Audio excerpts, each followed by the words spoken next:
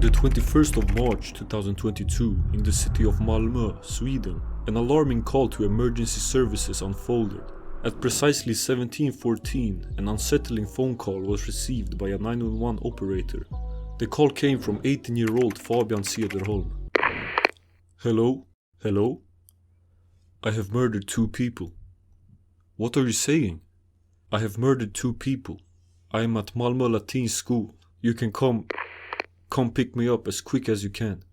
Fabian is hiding on the 3rd floor of the school, inside one of the restrooms. He reveals that the 2 murdered individuals are on the same floor, one right outside the restroom and the other one in one of the classrooms. He discloses that he has an axe and a knife, which he used on the victims, and has now put them away inside of the restroom. A police officer joins the call and asks him why he has done this. He calmly responds that he is an outcast and does not fit into society. Meanwhile, a female police officer and her colleague are in the vicinity of the school when the dispatch center broadcasts the incident over the radio. They quickly arrive outside Malmö Latin School and 2 other patrols arrive simultaneously. They enter the school with their weapons drawn and make their way upstairs. When they reach the 3rd floor, they see a body lying on the floor, surrounded by pools of blood. They approach the body and find a woman laying face down. The woman's injuries are severe, and the police quickly check for a pulse, confirming its absence. They proceed to search for the perpetrator and the other victim. They have only been at the woman's side for a few seconds when the door to a nearby restroom opens. A tall, darkly dressed young man wearing a cap and a hoodie steps out. They can sense that something is off. Why was he sitting in the restroom right next to the blood-covered woman? The restroom is also filled with various items.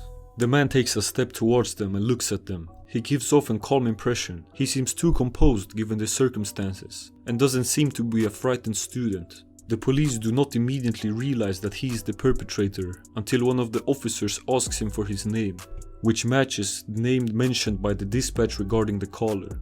The colleague draws their weapon and yells at him to get down, while the female officer grabs a hold of him and handcuffs him. She asks him if there are any more injured individuals, and Fabian responds that there is one more inside of the classroom nearby. The police make their way to the classroom and discover another critically injured woman. They remove Fabian from the scene, and he appears talkative. On their way, he reveals that the weapons are in the restroom, that he is an outcast and does not fit into society. He mentions that if he had a gun, he would have taken his own life. Furthermore, he confesses that he chose his victims randomly. To create a timeline of the events, 3 hours before the murders, Fabian enters the right restroom on the 3rd floor and stays there for approximately 13 minutes. During this time in the restroom, he takes this selfie. At 3:50 p.m, a criminology lecture begins, which ends at 4:50 p.m, with both Fabian and his classmates present. Afterwards, at 4:56 p.m, 20 minutes before the murder, Fabian takes the left staircase to the 3rd floor. He enters the right restroom and remains there for about 13 minutes. Shortly after, teacher Victoria tries to open the door to the right restroom, which quickly shuts. Victoria then enters the left restroom instead. Within 30 seconds, Fabian is seen exiting the right restroom. He is now wearing a long sleeve hoodie with the hood up, cap underneath, dark pants, dark shoes, and a blue scarf tied around his head. There is also a red object visible at his waist. Fabian is seen standing outside the left restroom where Victoria has entered, and he can be seen adjusting something around his waist a couple of times while waiting in front of the restroom door. At 5:10 p.m, 20 seconds in, Victoria opens the restroom door and Fabian takes a step forward towards the door and grabs a hold of it. Victoria steps out of the restroom and the door closes behind her. Fabian pulls something out with his right hand from his left side around the waist, then proceeds to take a step towards Victoria. He quickly makes a stabbing motion with his right hand towards Victoria's abdomen. Victoria falls to the floor, landing with her back against the restroom. She is seen trying to kick Fabian while lying on the floor. Fabian takes a step back and places the knife back on his left side of the hip, and then he takes out his axe. He takes a step forward towards Victoria again and delivers 10 repeated strikes to her head, body and legs. Victoria is lying on her back and attempts to kick Fabian with her feet. On the other side of the corridor, a door opens and a witness steps out. She notices what is happening and quickly runs down the stairs. Fabian then backs away from the Victoria for a second, but returns to deliver an additional 8 strikes to Victoria's head. Victoria lays lifeless on the floor. A few seconds later, the door to the classroom is seen opening and closing quickly. Fabian turns around and walks down the corridor towards the teacher, Sara. Fabian disappears from the view at 17:11 PM, and that is when he murders Sara. 30 seconds later, Victoria's legs can be seen moving, followed by her arms.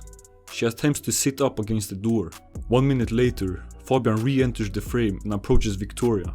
Fabian strikes her head with the axe once again. After this strike, no more movement is observed. Fabian delivers 6 more strikes to the back of Victoria's head. She is now laying face down on the floor. Fabian then walks away from Victoria's body with the axe in his left hand, enters one of the bathrooms and calls the police, who arrive at the scene and apprehend him. All of the officers who interacted with Fabian describe him as formal, emotionally detached and calm throughout the entire ordeal. The police take him to the holding cell and take pictures of him. They seize his clothes for DNA analysis and his mobile phone to be examined. Another patrol team goes to Fabian's residence to inform his parents about what has transpired. The father is shocked by the events and is seen repeatedly hitting his head on the table during the conversation with the police. The sister tells the police about how Fabian underwent a change in personality during high school, discussing topics such as racism, pride and incel culture. She mentions that Fabian believed men were weak if they showed their emotions. The father reveals that Fabian has been very tense since 7th grade, and he encouraged Fabian to relax around friends and family, where he should feel safe. The father believes that Fabian's tension stemmed from the high expectations he placed upon himself, especially regarding discussions about his emotions. Trauma surrounding Fabian's mother's death played a significant role in his life. His father suggested to Fabian that he should consider talking to someone to prevent him from becoming so isolated. When discussing his mother's passing, Fabian became visibly emotional, almost on the verge of tears. If Fabian ever spoke about his emotions, it was with his father. During those conversations, he expressed that he saw himself as someone who had been vulnerable and weak in the past. He struggled during elementary school and middle school, but in high school he had made a few friends and was even invited to a birthday party for the first time. Fabian expressed his desire to become physically strong as he entered high school, because he felt he had been weak before. After the talk with his father, the police proceed to search through Fabian's room. It appears relatively typical for a boy's room, but there are drawings with dark themes on the desk. They depict muscular monsters, similar to what Fabian has also drawn during art class and on his school assignments. The family had previously been alerted by a concerned teacher about these drawings. Simultaneously, another patrol team goes to the hospital to collect clothing worn by the 2 female teachers who were murdered. These items are sent for DNA analysis, along with Fabian's clothes. The police proceed for a forensic examination of the bodies of the 2 teachers, Victoria and Sara. Victoria's injuries are described as severe, with extensive damage to her head and neck caused by a combination of sharp and blunt objects, similar to repeated strikes with an axe. There are extensive fractures in Victoria's face and skull, as well as the destruction of her left eye. There is also an abdominal injury caused by a knife, which Fabian also described to the police on his way from the crime scene. And similar types of injuries were discovered on Sara as well. After some time, the DNA analysis results came back, and it revealed that the blood from both Victoria and Sara is found on the axe discovered inside the restroom. DNA analysis also confirms the presence of both Victoria's and the Fabian's DNA on the knife used to stab her. As the investigation progresses, multiple interrogations are conducted, surveillance footage is reviewed, DNA analysis are performed, and one of the last steps is to examine Fabian's mobile phone and computer to gain insight into his personality. Unsurprisingly, the discoveries are quite unsettling.